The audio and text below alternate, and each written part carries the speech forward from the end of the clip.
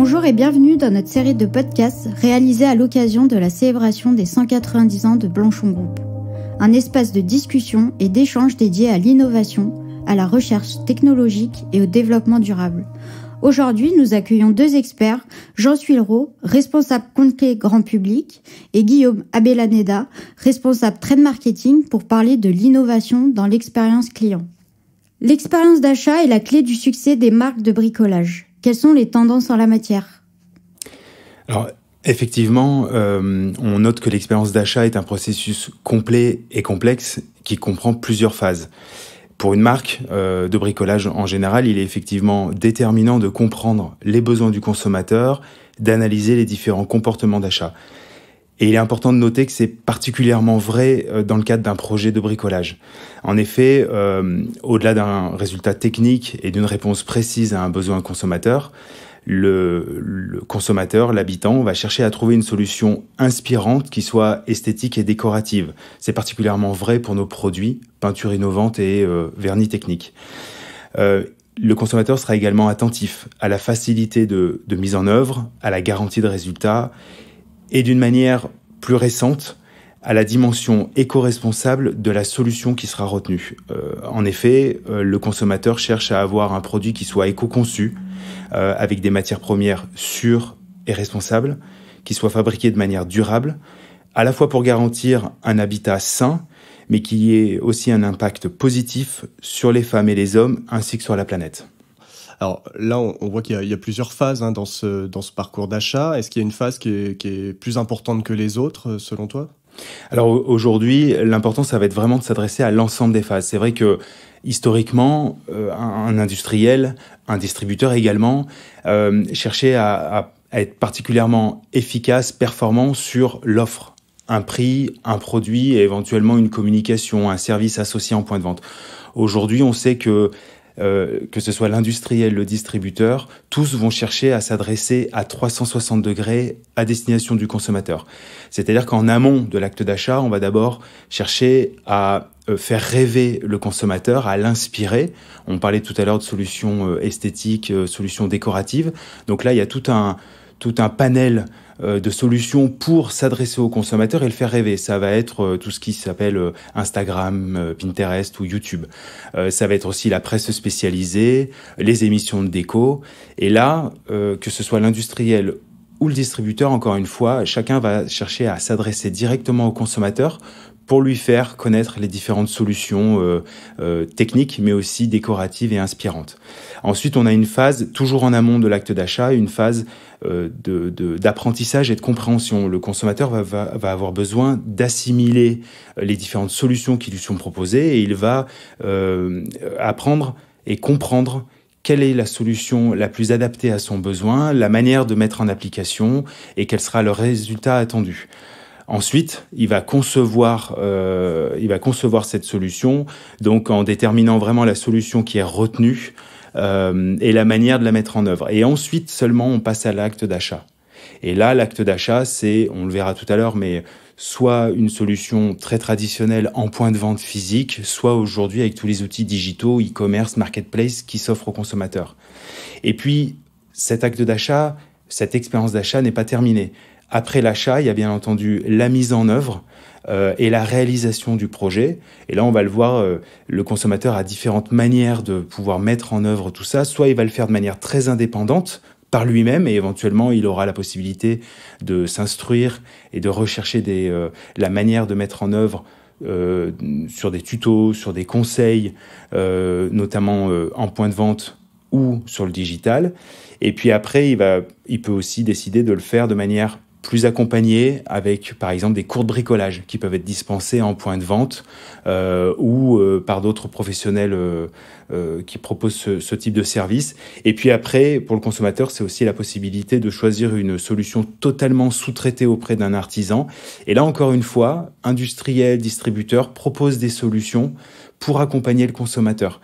Ça va être des applications de mise en relation avec des artisans, tout simplement des carnets d'adresses, des interfaces techniques pour mettre en adéquation un besoin et un artisan. Et puis ensuite, une fois que le projet est réalisé, a été mis en œuvre, et bien entendu, le consommateur va habiter au sein de cette mise en œuvre, va la côtoyer dans son quotidien. Et là, c'est vraiment la fin de l'acte de l'expérience d'achat, puisque le consommateur va être capable aussi de qualifier, d'évaluer, notamment au travers des avis consommateurs, la solution qui a été retenue. Et toi, Guillaume, est-ce que tu peux nous dire concrètement la manière d'intégrer ces différentes phases dans la communication magasin ? De la même manière, on va partir du consommateur. Donc, si je reprends un petit peu là ce que tu viens de nous expliquer, on a un consommateur qui est connecté, qui est omnicanal et qui recherche des solutions adaptées à son besoin. Alors, à partir de ça, on doit lui fournir des idées, de l'inspiration, on doit lui permettre de découvrir des choses et de se projeter. Donc, en conséquence, le distributeur doit proposer des espaces attractifs qui suscitent l'intérêt, la curiosité, et permettent de proposer des solutions performantes à ses clients. Et là, c'est tout l'enjeu de la communication magasin et des marques de bricolage, qui doivent développer en collaboration avec les distributeurs des expériences d'achat permettant aux consommateurs de se projeter, de s'inspirer et de trouver la solution performante adaptée à son besoin. Alors, pour répondre à cette tendance de fond au sein du groupe Blanchon, on s'oriente vers plusieurs choses. Les nouvelles technologies, on recherche des nouveaux matériaux, de la matérialité, qui vont nous permettre de construire les aides au choix 2022, les aides au choix de PLV 2.0. Alors on a plusieurs déploiements en cours, on a plusieurs tests qu'on lance avec nos partenaires distributeurs aujourd'hui autour de parcours clients Web to Store, Store to Web. C'est vraiment le digital qui arrive dans le magasin ou le magasin qui va vers le digital, donc une connexion à 360, comme tu l'expliquais. Mais on met aussi en place des tests sur des bornes digitales d'aide au choix ou des supports magasins expérientiels qui vont permettre aux consommateurs d'expérimenter les produits, de les tester par eux-mêmes pour trouver le produit qui correspond à leurs besoins et à leur savoir-faire. Comme vous l'avez dit, le digital est essentiel dans ce secteur. Alors comment innover en stratégie de vente multicanal ? Alors, en effet, en termes de digital, on estime déjà qu'à peu près un consommateur sur deux débute son acte d'achat, son expérience, sur le digital. C'est-à-dire qu'il va débuter son expérience par une recherche, on l'a vu tout à l'heure, s'inspirer, découvrir et apprendre. 1 sur 2, c'est déterminant. Ça veut dire que industriels, distributeurs doivent absolument être présents sur le digital et avoir une stratégie multicanal. Déjà, dans le jargon du digital, on a l'habitude de parler data. La data, c'est la donnée. Pour un consommateur, il va être déterminant de trouver toute la donnée afférente à un produit afin qu'il comprenne précisément le produit dont il est question et sa mise en œuvre ensuite. Donc en termes de données, on va bien entendu retrouver une description produit fiable et précise. On va avoir des photos, des vidéos plutôt généralistes, des tutos plutôt sur la partie mise en œuvre, et aussi toute la partie avis consommateurs. Les avis consommateurs aujourd'hui sont déterminants. Ce sont les expériences des précédents consommateurs qui viennent enrichir l'expérience d'achat d'un nouveau consommateur. Alors, un avis consommateur, c'est l'évaluation directe d'un produit, mais c'est aussi toutes sortes de conseils, suggestions, des mises en application qui sont transmis par les consommateurs précédents. En termes de digital, on va trouver aujourd'hui différentes manières pour un industriel, pour un distributeur, de s'adresser aux consommateurs. On a déjà les pure players. On retrouve des acteurs comme Amazon, ManoMano, qui vont donc s'adresser uniquement sur le digital auprès du consommateur. En parallèle, nous avons les grandes surfaces de bricolage, avec leur réseau traditionnel de points de vente, qui font émerger progressivement et très rapidement des solutions de e-commerce pour venir concurrencer ces pure players dont nous avons parlé précédemment. Et ça, Jean, ça représente quelle part du chiffre d'affaires aujourd'hui, ces pure players et ces distributeurs qui vendent sur Internet ? Alors, pour répondre à ta question, Guillaume, on estime à peu près à aujourd'hui 11% la part de marché des pure players en 2021, auquel il convient de rajouter la part de marché du e-commerce pour les distributeurs traditionnels grandes surfaces de bricolage d'environ 4%. Si on cumule les deux, on obtient à peu près 15% de part de marché pour l'acte d'achat digital. Généralement, on oppose le digital et le physique. Le physique, c'est le point de vente. Et ben en fait, le digital, il est aussi clé au sein du point de vente. Le digital est vraiment partie prenante dans la réflexion des outils. Alors, d'abord parce que, comme on l'a vu précédemment, notre consommateur, il est ultra connecté, il est omnicanal et il a acquis des habitudes. Mais ensuite, le digital, c'est surtout des outils très puissants qui permettent d'augmenter l'expérience du consommateur en magasin. Alors, l'augmenter, c'est ce que tu disais, c'est un accès à la donnée, à des bases d'informations illimitées via le web. C'est-à-dire qu'en magasin, on va lui permettre, via des QR codes, via différents moyens, d'accéder à de l'information complémentaire sur le web. Mais il y a aussi aujourd'hui des outils digitaux très puissants qui vont lui permettre de se projeter dans un monde virtuel sans limite. Est-ce que tu peux nous expliquer du coup concrètement comment est-ce qu'on met en œuvre ces différentes actions en magasin ? Alors, tu vois, en 2022, par exemple, on a développé au sein du groupe Blanchon un événement magasin innovant et qui intégrait largement les nouvelles technologies digitales. Cet événement, il a pour objectif de mieux faire connaître et comprendre les produits biosourcés.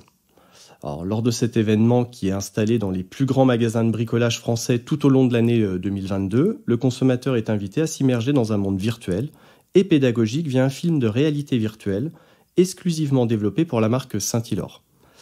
Il est accompagné tout au long du film par un avatar, une petite abeille qui s'appelle Bee, et qui va lui expliquer ce qu'est le biosourcé et comment les produits Saint-Hilor Nature Protect sont des solutions performantes et respectueuses de l'environnement pour ses projets. Tu vois, le digital, il peut aussi s'intégrer directement dans la communication magasin pour apporter une expérience augmentée, une expérience plus complète au consommateur, lui permettant de mieux comprendre les solutions qui lui sont proposées. Effectivement, une action très inspirante. Pour aller plus loin, pouvez-vous nous parler des initiatives dont vous êtes les plus fiers ? Alors très clairement, l'initiative dont le groupe est certainement le plus fier au cours des dernières années, c'est l'innovation majeure Nature Protect. Nature Protect est une gamme biosourcée qui s'est attachée à répondre, alors bien entendu, aux besoins primaires qui sont attendus par le consommateur, c'est-à-dire une garantie de résultat, une fonction, une applicabilité, mais aussi aux besoins secondaires attendus actuellement par les consommateurs, c'est-à-dire éco-conception, éco-responsabilité. Aujourd'hui, le consommateur est attaché à répondre à la fois à ses besoins primaires, mais aussi secondaires.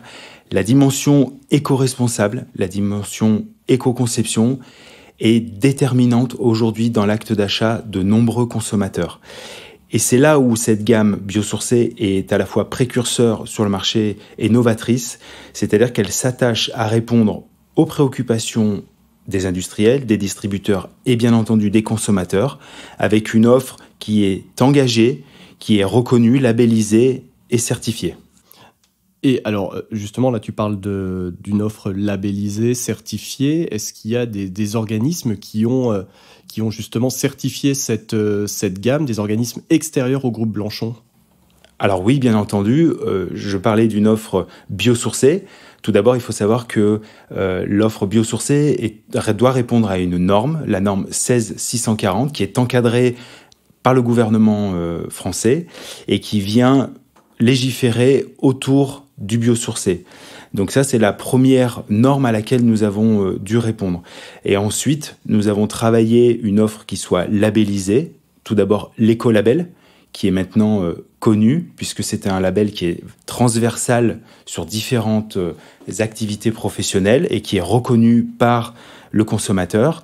Nous avons aussi d'autres certifications comme l'AFPRAL et plus récemment Solar Impulse, qui est un label indépendant et international délivré par la Fondation Solar Impulse et qui vient reconnaître l'impact positif de notre offre sur l'environnement, mais aussi sur les femmes et les hommes qui seront au contact de cette solution.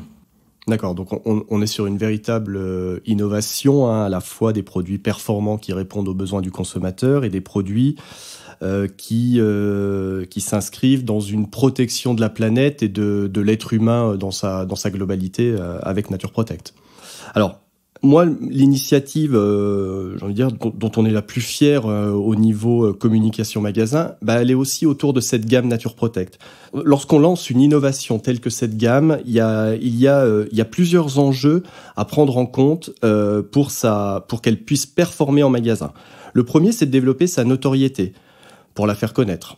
Le deuxième enjeu, ça va être de l'expliquer aux consommateurs pour qu'ils comprennent quelle est l'offre de valeur de la gamme, ce qu'elle propose. Et puis le troisième point, j'ai envie de dire le plus important, va être de vendre la gamme et ça va être de motiver l'acheteur à faire le choix de cette gamme, de gamme classique, de passer sur des gammes biosourcées. Alors l'initiative qu'on a eue à partir de là, et en partant de ce postulat, ça a été de développer un parcours client biosourcé pour l'ensemble des magasins de bricolage qui vise à accompagner le consommateur tout au long de son parcours d'achat, de son entrée dans le magasin jusqu'à son choix en rayon. Alors, on l'a vu précédemment, dans son entrée en magasin, on a un événement très innovant via la réalité virtuelle, mais ensuite on va l'accompagner dans le magasin via différents supports de communication, éco-responsables bien sûr, et jusqu'au rayon où on va l'aider à faire son choix via des bornes tactiles qui vont lui permettre d'accéder à des informations digitales, des informations complètes sur les produits, le rassurer sur la performance du produit et bien sûr mettre aussi en avant toutes ces certifications extérieures. Donc on est sur un parcours à 360, un parcours à la fois digital et physique qui va lui permettre d'accéder à l'ensemble des informations pour faire le bon choix et trouver la solution qui correspond à son besoin. Guillaume, est-ce que tu peux revenir et nous préciser la manière dont tu t'adresses tout au long de l'acte d'achat du consommateur ? Alors, ce parcours client biosourcé, en fait, va permettre de multiplier les points de contact avec le consommateur tout au long de son parcours d'achat. Alors, il commence très logiquement sur la partie digitale, avec la recherche Internet qui va lui permettre d'accéder à l'information, de découvrir l'existence d'une gamme. Alors, via le web, c'est nos sites dédiés Saint-Hilord, les réseaux sociaux, une application très novatrice qu'on va retrouver sur nos sites Saint-Hilord avec un jeu qui va permettre, en fait, via le jeu, d'apporter de la pédagogie et de faire connaître la gamme. Et puis ensuite, on va aller vers le point de vente. Et en point de vente, on va rentrer dans ce point de vente avec l'animation, ce qu'on a vu précédemment. Donc, on va se retrouver immergé dans une réalité virtuelle qui va avoir des vertus à la fois pédagogiques, techniques, et qui va finir par la solution qui correspond à mon projet. Et puis ensuite, on est accompagné jusqu'au rayon. Alors, on est accompagné, on va retrouver différents points de contact dans le magasin avec des totems bien sûr réalisés avec des matériaux éco-responsables pour garder vraiment le même positionnement que la gamme. Et ensuite, on est accompagné dans le magasin avec différents éléments tels que des totems avec des matériaux éco-responsables. Sur ces totems, on a effectivement des informations qui sont imprimés, mais on a aussi des QR codes qui nous permettent d'aller directement sur le site web, rechercher l'information dont on a besoin, des précisions sur ce qu'est le biosourcé, donc qui vont augmenter l'expérience pour le consommateur. Et ensuite, on va arriver vers le rayon. Alors, différents éléments d'habillage, différents éléments de balisage sont proposés pour du stickage au sol, du stop rayon, des bandes de rive, des panneaux qui vont vraiment baliser la gamme. Et puis, on va aussi se retrouver face à une borne. On va aussi se retrouver face à une borne qui va nous permettre, en partant du projet que j'ai en tête, de retrouver le produit qui va correspondre à ce projet et qui va me permettre de répondre à ce projet de façon performante, on l'a vu, c'est des gammes performantes, mais aussi avec une gamme qui va respecter l'environnement et aussi l'être humain d'une façon plus générale. Voilà, on est vraiment sur une stratégie à 360 degrés qui accompagne le consommateur du digital de sa recherche à la maison jusqu'au point de vente et qui va continuer après l'achat pour l'accompagner via des tutos, via des aides à l'application des produits jusqu'à la satisfaction sur les réseaux sociaux. Merci Guillaume et Jean de nous avoir éclairés sur ces sujets passionnants. À très vite pour un nouveau podcast toujours consacré à l'innovation pour vous en révéler d'autres facettes. Parce que l'innovation est dans notre nature.